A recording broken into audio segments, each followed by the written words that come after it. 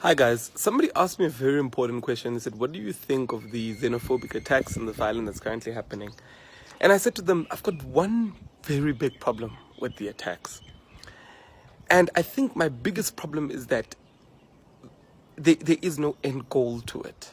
There is no end goal to it. And even if the people who are doing the attacks think that there's an end goal, they're not seeing the fact that there is no end goal to this fight. So the whole Nigerians versus South Africans and this one needs to go and etc., right?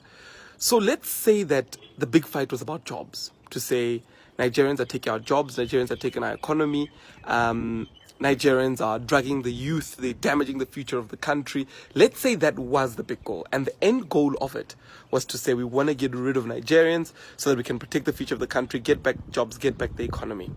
Let's say that was, right? The way things are being done now, that goal will not be achieved. Even if the Nigerians decide to leave, that goal will not be achieved. The country will be in a worse state than it is a better state. And that's the big problem here, that the fight is not the right fight. Even the logic of why people want to get involved in this fight does not make sense. Because let me explain. Investment, growth, employment happens through actual investment, through actual economic activity.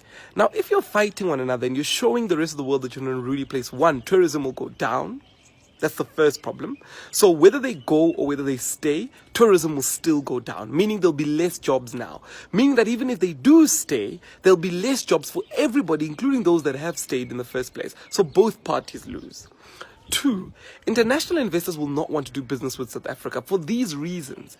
They will be afraid that their money will be misused, and when anger happens or when people are unhappy, it will resort to violence. And that way they will not want to invest. Hence, less jobs, less economic activities, and the same activities we've had will continue to happen.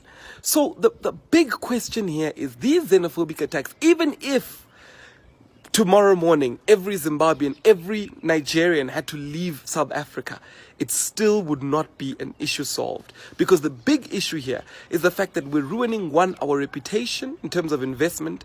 Two, we're ruining the fact that we actually good ground for actual business to happen.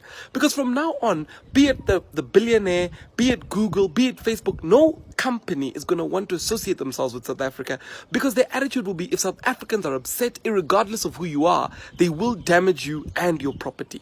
Meaning everybody, every single one loses. So my clear question is, we need to intensify or ask these questions within each and every South African. Why? And we need to be serious about these questions.